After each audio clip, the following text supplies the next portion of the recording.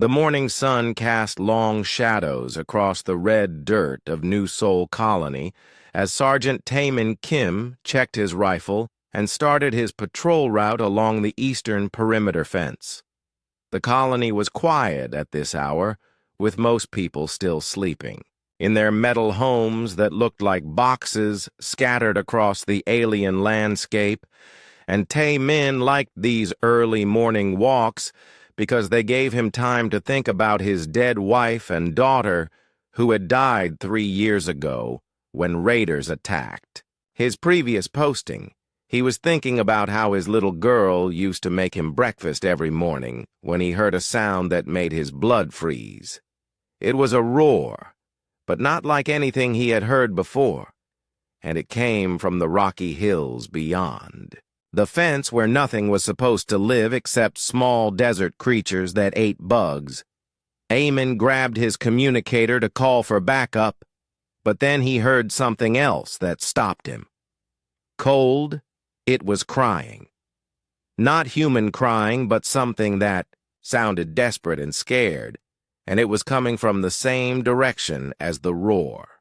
He looked at his communicator and then at the fence and made a choice that would change everything. Taemin climbed over the fence and walked toward the sound with his rifle ready and his heart beating fast because he knew he was breaking every rule in the book.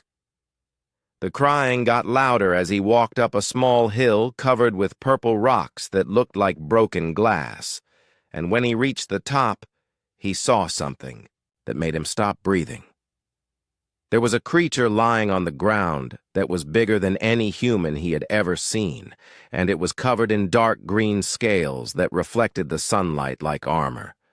The creature was 8 feet tall, even lying down, and had arms as thick as tree trunks, with claws that looked like they could cut through steel. Blood was everywhere. The creature had burns across its chest and back that looked like they came from plasma weapons, and one of its legs was twisted at an angle that meant it was broken. But what made Taemin forget about the danger was what the creature was holding against its chest. 2 small versions of itself that could not have been bigger than human babies, and they were making the crying sounds he had heard. The creature saw him and tried to sit up but fell back down with a sound like a broken engine. It said something in a language that sounded like rocks grinding together, but then it switched to broken galactic standard that Taemin could understand. Human, it said, and its voice was deep like thunder. Please, Taemin kept his rifle pointed at the creature but took a step closer. What are you? He asked. Cathari, the creature said, and blood came out of its mouth when it spoke. I am Veltara of the Mountain Clan, and these are my cubs, Keth and Nara. Taemin had heard of the Cathari from military briefings, and they were supposed to be the most dangerous predators in known space. They were hunters who lived alone and killed anything that got in their way, and no one had ever successfully negotiated with them because they only respected strength. But this one was dying and holding babies. My enemies hunt me, Veltara said, and her breathing was getting worse. They killed my mate, and they want to kill my cubs. She held the 2 small creatures closer to her chest, and Taemin could see that they had stopped crying and were looking at him with eyes that were too intelligent for babies. I must lead them away, or my cubs will die, Veltara said. But cubs cannot survive alone. Taemin realized what she was asking, and it was impossible. You want me to take care of them, he said. Yes, Veltara said, until I return. I don't know anything about your species, Taemin said. They might die anyway. They will definitely die if enemies find them. Veltara said, with you, they have chance. She tried to sit up again, and this time she managed it, even though it obviously caused her terrible pain. I know humans raise weak cubs, she said, but you protect what is yours. Taemin looked at the two small creatures in her arms and remembered his own daughter who had died because he was not there to protect her. "How do I know you will come back?" he asked. "You do not," Veltara said. "But if I live, I will return. And if I die, then cubs need new pack." She held out the two cubs toward him, and Taemin could see that they were already showing signs of the predator they would become. They had small claws and sharp teeth and muscles that looked too developed for babies, but they also looked scared and lost. "They are not human cubs," Veltara said. "They are hunters born, and they will grow fast and strong." She coughed and more blood came out, "But they can learn," she said. "And they will remember who protected them when they were small." Taemin looked at his communicator again and knew that if he called for backup, the cubs would end up in a laboratory or dead. "What do they eat?" he asked. "Meat." Veltara said, "Raw is best, but they will eat cooked if needed." She was getting weaker, and her voice was becoming harder to understand. "Do not try to make them human," she said, "but teach them human ways of survival." She placed the cubs on the ground between them, and they immediately crawled toward Taemin, making small sounds that might have been their version of crying. "I have to go now," Veltara said, and struggled to her feet. "Enemies are close." She looked down at her cubs one more time and said something in the Cathari, language that sounded like a goodbye. Then she turned and ran into the desert, despite her injuries, and disappeared behind the rocks. Taemin stood alone with two alien predator cubs at his feet and realized that his life had just become much more complicated. The cubs looked up at him with large eyes that were already starting to change color from baby blue to the golden yellow of adult Cathari. One of them reached out with a small clawed hand and touched his boot. Taemin picked up both cubs and started walking back toward the colony, knowing that he was probably making the biggest mistake of his life. But as he walked, he remembered what Veltara had said about humans protecting what was theirs.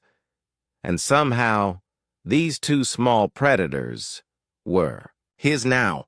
Taemin carried the two cubs through the colony gates just as the morning shift was starting, and the first person he met was Dr. Hyejin Park, who was walking to the medical center with her coffee. She saw the creatures in his arms and dropped her.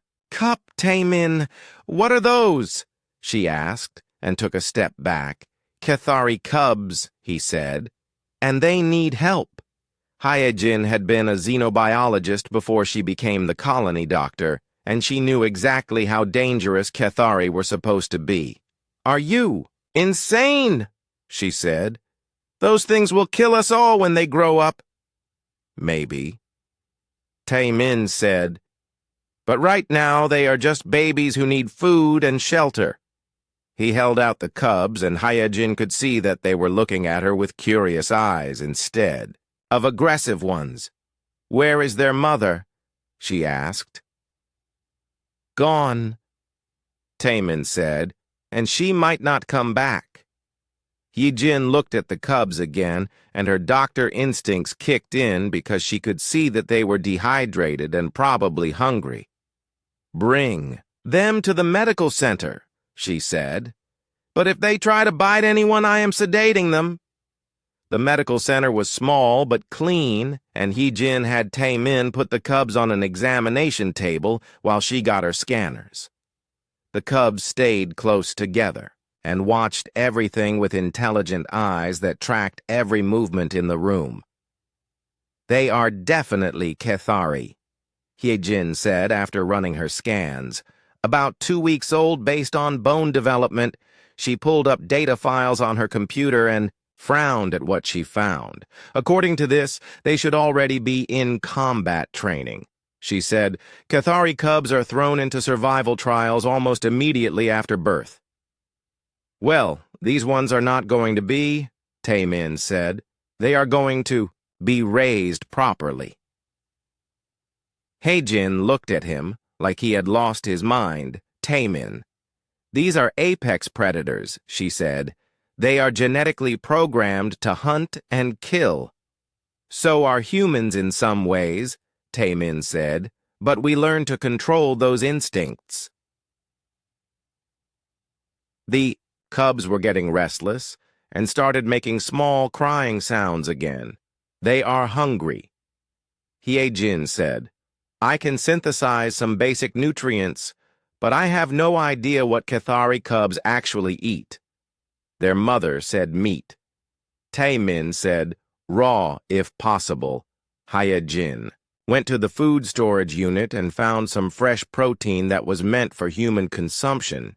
She cut it into small pieces and offered it to the cubs, who immediately grabbed it with their small claws and started eating.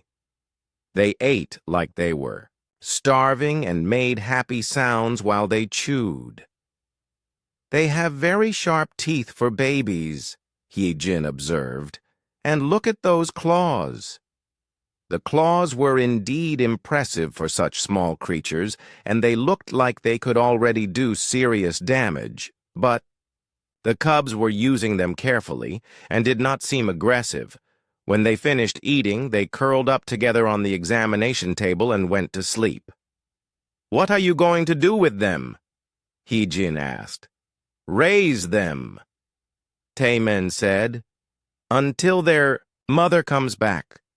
And if she does not come back, then I raise them anyway. Hyejin shook her head, but she was already thinking about what kind of care the cubs would need. They will grow fast, she said. Cathari mature much quicker than humans. Then, we better start teaching them quickly. Taemin said. Over the next few days, word spread through the colony about the alien cubs, and people had mixed reactions. Some wanted them gone immediately because they were dangerous. Others were curious and wanted to see them, but a few, like engineer Dongwoo Nam, thought they were fascinating. Dongwoo came to the medical center with a box of things he had built. I made some toys, he said, based on what I could find about Cathari development. The toys were not like human baby toys. They were puzzles and climbing structures and things that would challenge the cubs mentally and physically. The cubs loved them immediately and started playing with an intensity that was both impressive and slightly scary. They learn very fast, Dongwoo observed as he watched one of the cubs figure out a complex puzzle in minutes. Too fast, Hyejin said. At this rate, they will be adult-sized in months instead of years.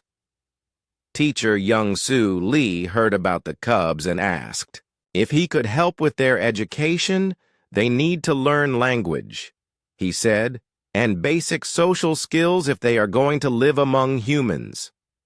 Young-soo started coming to the medical center every day to work with the cubs and was amazed by their intelligence.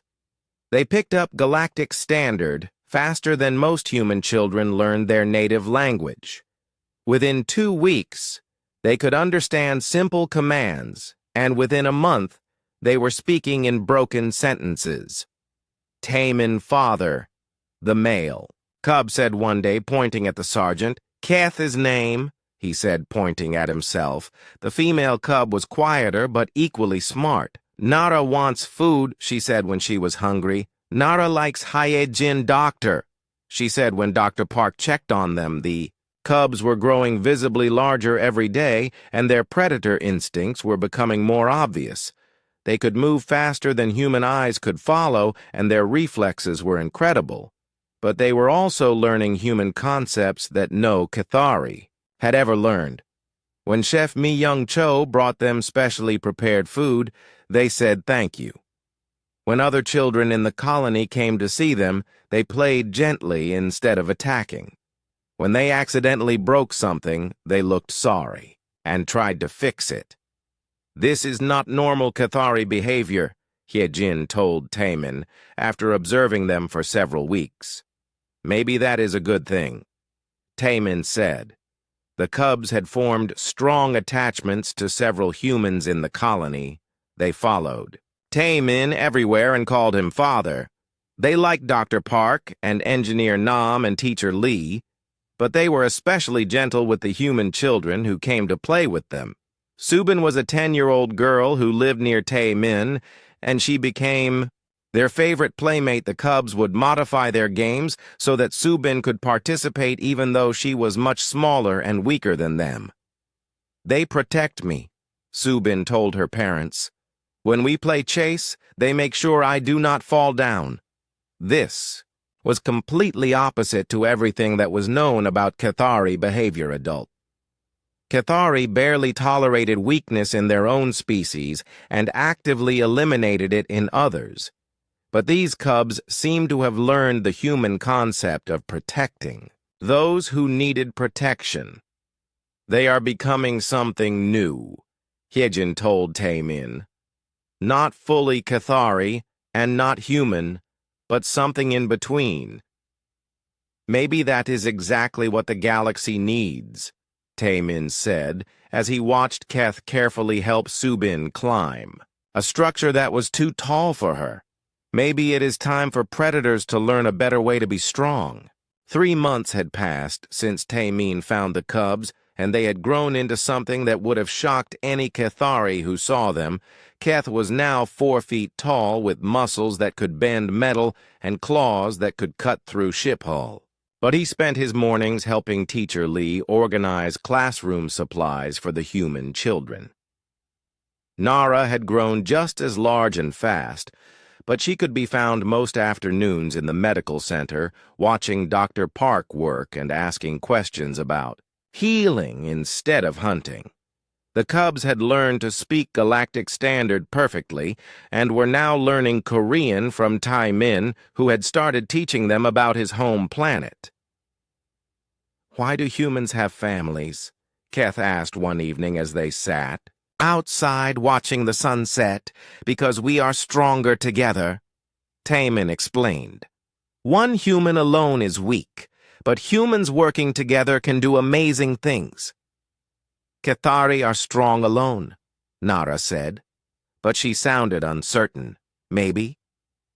Taemin said, "But are they happy alone?"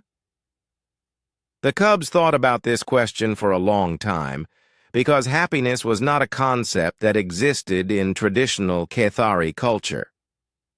Everything changed the day the raiders attacked.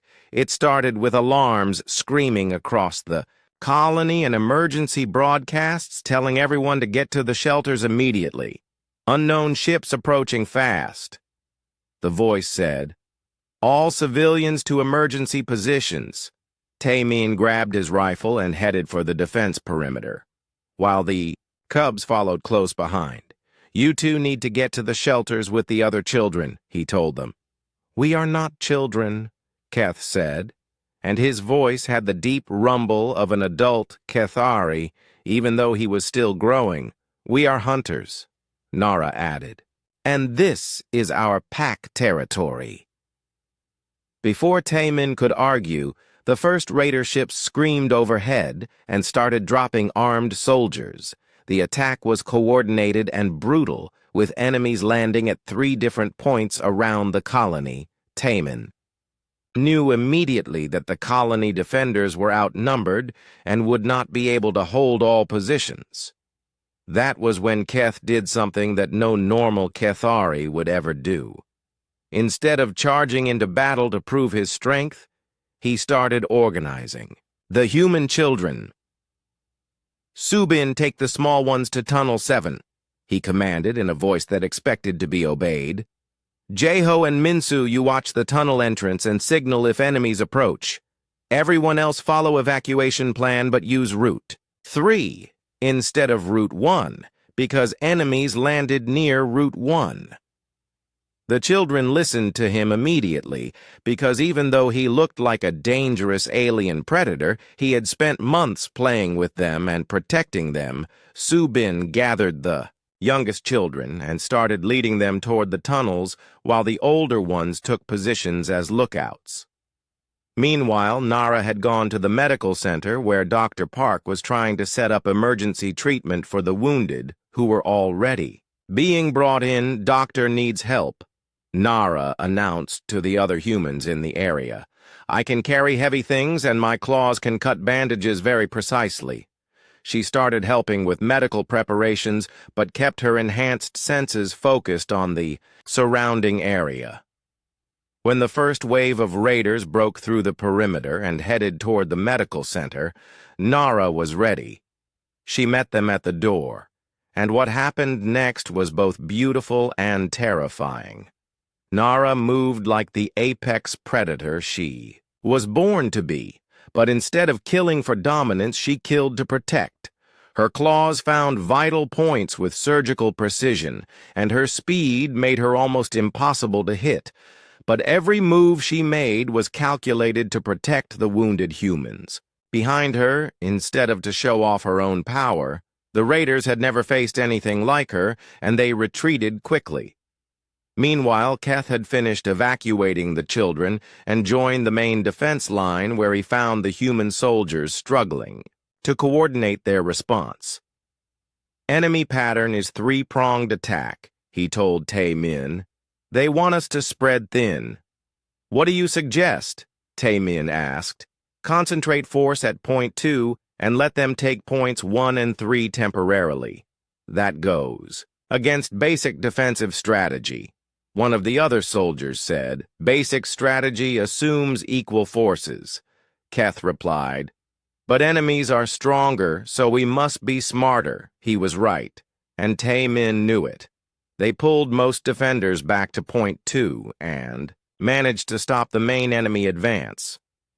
Once that line was stable, Keth led a counterattack that retook the other positions using tactics that combined Kethari hunter instincts with human coordination. The battle lasted 6 hours, and when it was over, the raiders were retreating, and the colony was safe. But what amazed everyone was not just that the cubs had fought so effectively, it was how they had fought. They used their predator abilities to protect instead of to dominate, Dr. Park observed. As she treated minor wounds on both cubs, Nara could have killed those raiders in seconds, but she disabled them instead when possible, and Keth organized the defense like he was protecting his pack instead of trying to prove he was the strongest. Tae-min added, the cubs had retained all of their Kethari physical advantages. They were stronger and faster than any human, and their claws and teeth made them deadly opponents. But they had learned human concepts that transformed how they used those abilities. They fought to protect others instead of just themselves. They used tactics that minimize casualties instead of maximizing destruction. They showed mercy when mercy was possible. Most importantly, they had learned to see the entire colony as their family. We are not just Kethari, Nara said as Dr. Park bandaged a cut on her arm. We are not just human, Keth added. We are something new, they said together. After the battle, Engineer Nam found Keth helping to repair damaged equipment while Nara assisted Dr. Park with treating the wounded. They have become protectors, he told Tae-min. Apex predators who use their strength to guard instead of to dominate. Teacher Lee was equally impressed. They have learned empathy, he said, which is supposedly impossible for Kethari. But they still have all their predator instincts. Chef Cho pointed out, they are just using them differently. That night, as the colony celebrated their victory, Tae-min sat with the cubs and realized how much they had changed. Are you proud of us, Father Tae-min? Keth asked. Very proud, Tae-min said, but I am also worried. Why? Nara asked. Because someday your birth mother might come back, Tae-min said, and she might not understand what you have become, the Mai. Cubs looked at each other with an expression that was both human and alien. We remember her, Keth said. And we honor her?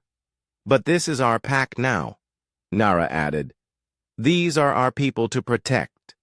And if she cannot accept that, they said together, then she is not really our mother.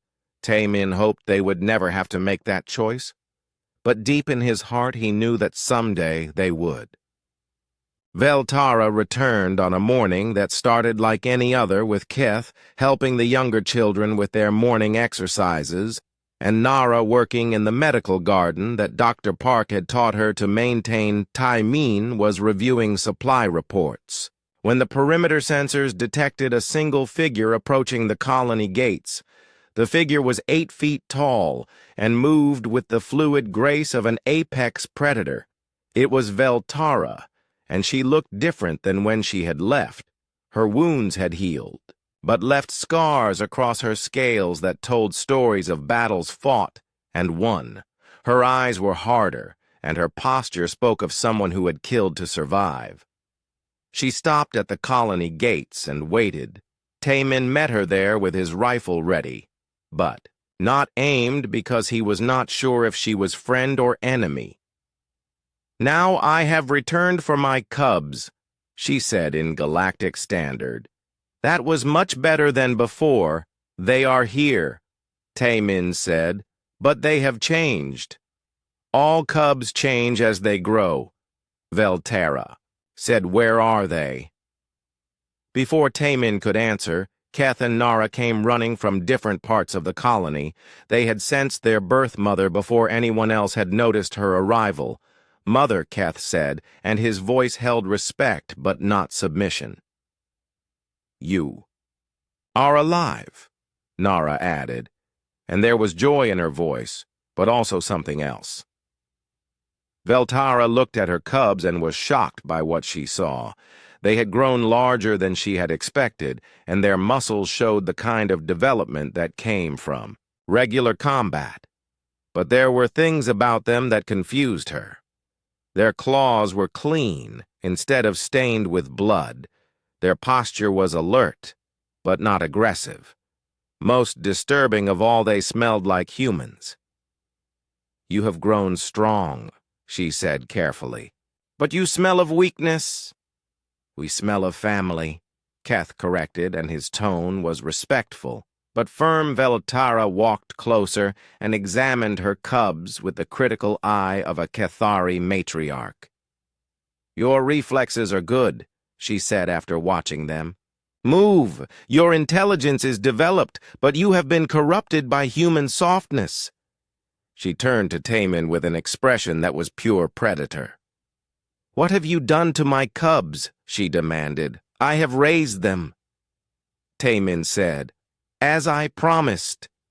"You have weakened them," Veltara said.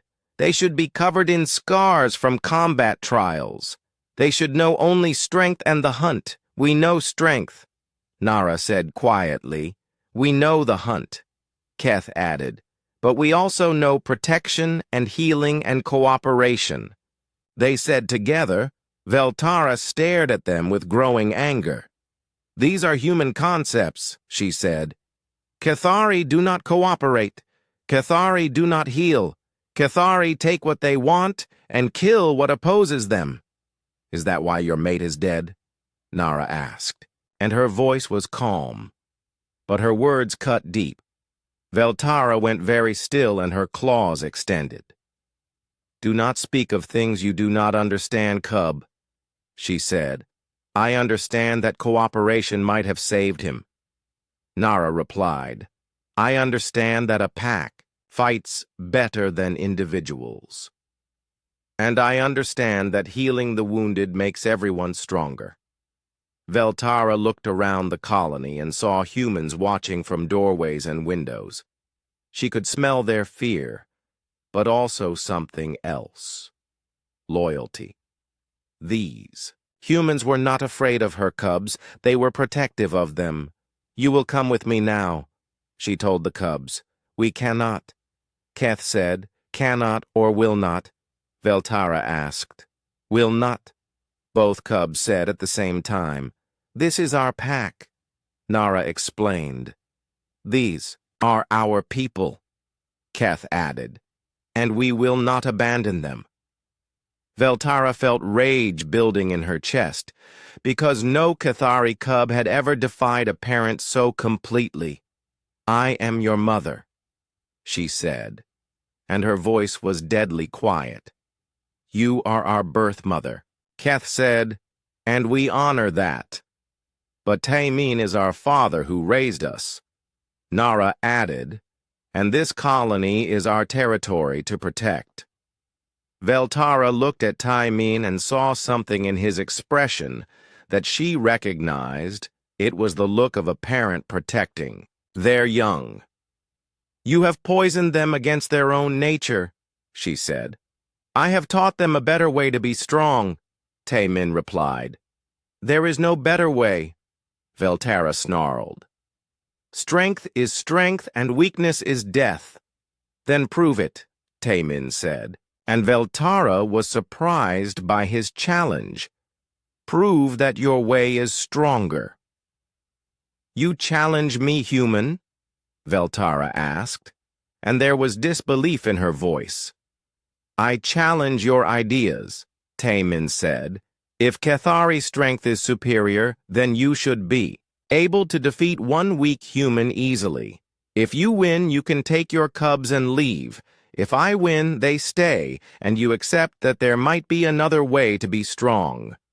Veltara considered this and realized that she had been challenged to formal combat in Cathari culture. This was sacred and had to be accepted. "Very well, human," she said, "but when I kill you, my cubs will see that your human weakness leads only to death."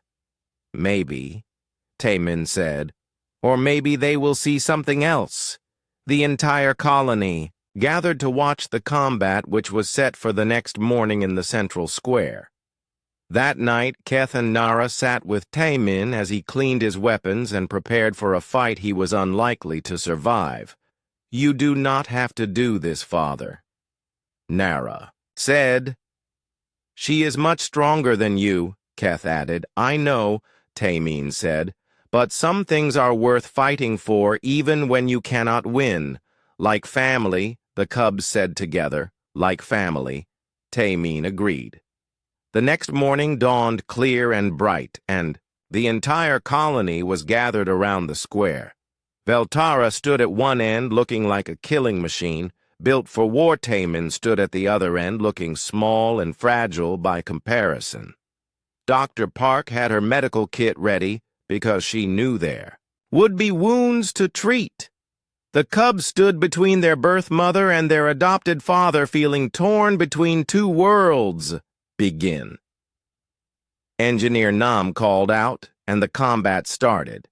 What happened next surprised everyone, including Veltara. Tamin did not try to match her strength or speed because he knew he could not. Instead, he fought like a human protecting his pack. He used tactics and terrain and intelligence to survive longer than should have been possible. He fought with the desperate fury of someone who had already lost one family and would not lose another. But most importantly, he fought not to win, but to protect. Every move he made was calculated to keep Veltara away from the cubs and the other colonists. And as the fight continued, something began to change in Veltara's understanding of strength. This human was weaker than her in every physical way, but his will to protect was stronger than her will to dominate, and that realization would change everything. The combat between Veltara and Tamin had been going on for 20 minutes when the emergency alarms started screaming across the colony. Both fighters stopped and looked up as massive ships appeared in the sky above them. They were pirate vessels, and there were more of them than the colony had ever faced before. Unknown. "Colony surrender immediately, or be destroyed," a voice boomed from the lead ship. Veltara recognized the voice and her blood went cold. It was Zarketh, the leader of the rogue Cathari, who had killed her mate. "They followed me," she said to Tamin. "My enemies have found this place." The ships began landing around the colony perimeter and armed soldiers poured out. These were not ordinary raiders but experienced killers who had been hunting Veltara across 3 star systems. "How many?" Taemin asked as he grabbed his communicator. "Too many."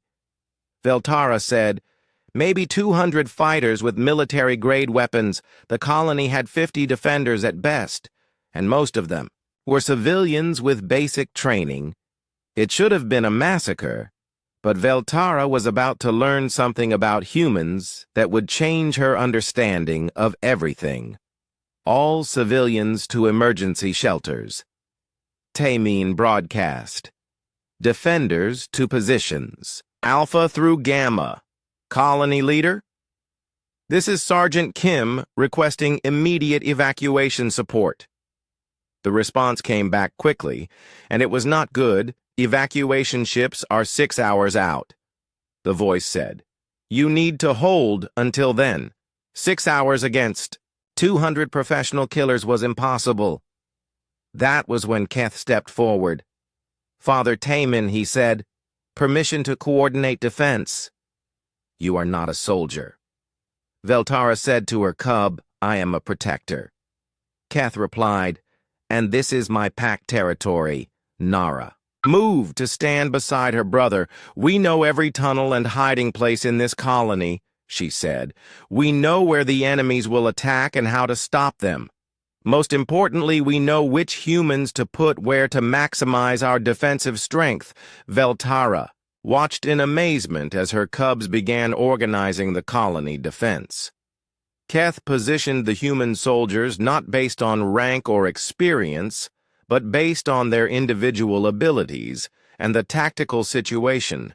Engineer Nam was sent to the power plant. Because he understood the infrastructure, Dr. Park was assigned to Tunnel 7 because she could treat wounded while staying mobile. Teacher Lee was given command of the civilian evacuation because he could keep people calm under pressure. Chef Cho was sent to the food storage area because she knew how to use kitchen tools as weapons. "This is not how Kethari fight," Veltara said as she watched. "This is how we fight," Nara replied, "because we learned that every member of the pack has value." The first wave of attacks came from 3 directions simultaneously.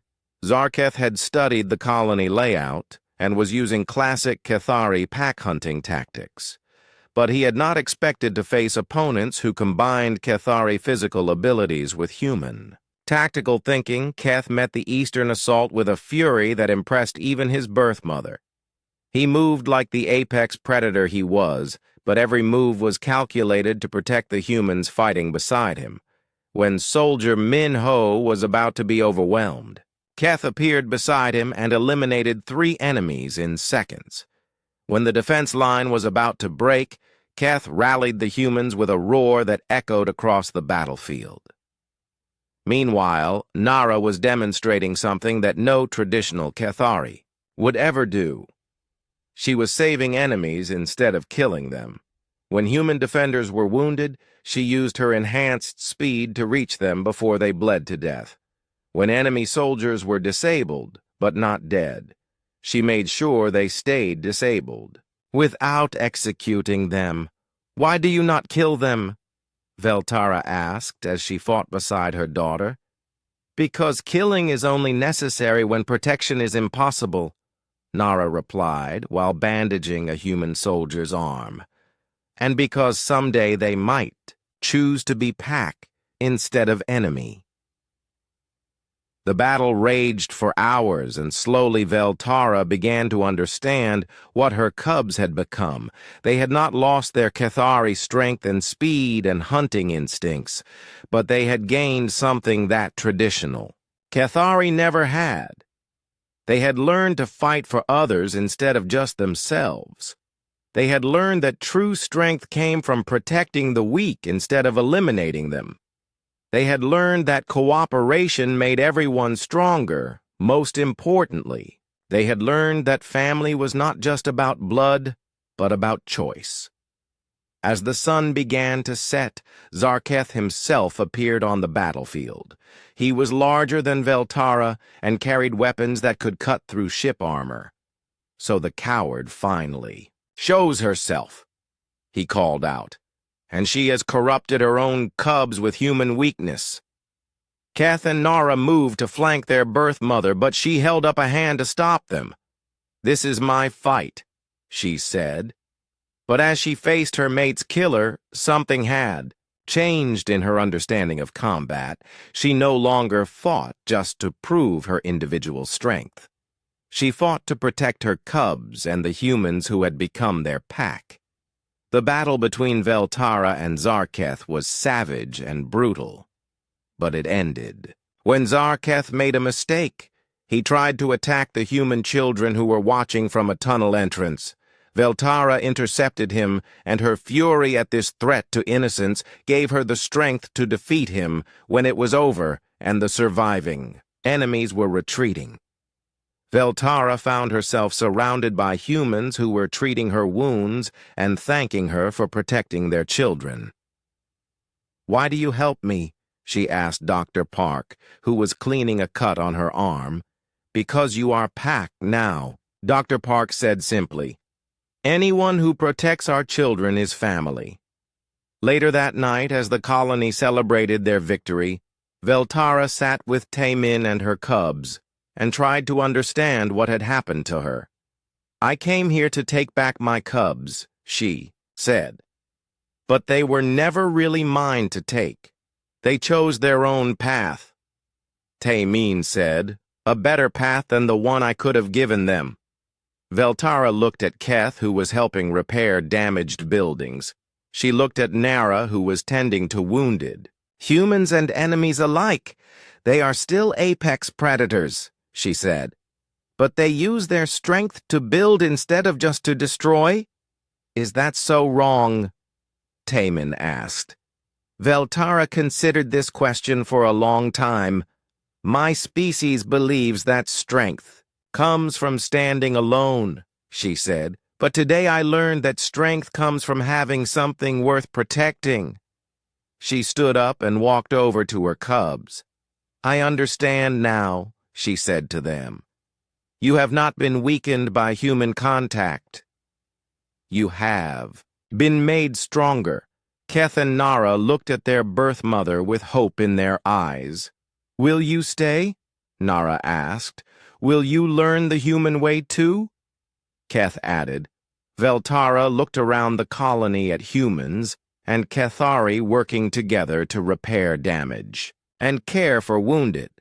She saw Engineer Nam teaching a young Kethari refugee how to use human tools. She saw Dr. Park training Nara in advanced medical techniques. She saw Teacher Lee helping Keth understand complex tactical theories. Most importantly, she saw Taemin treating her with the respect of an equal instead of the fear of a subordinate. "Yes," she said finally, "I will stay and I will learn, because you have shown me that there is more than one way to be strong." 6 months later, when the first diplomatic ships arrived to investigate reports of human Kethari cooperation, they found something unprecedented in galactic history. They found a colony where apex predators had learned to be protectors, where individual strength had been, combined with pack loyalty, where the most dangerous species in known space had discovered that true power came from having something worth defending instead of just something to dominate. And at the center of it all was a human sergeant who had made a simple choice to protect two lost cubs, a choice that changed not just their lives, but the future of two species. The galaxy would never be the same.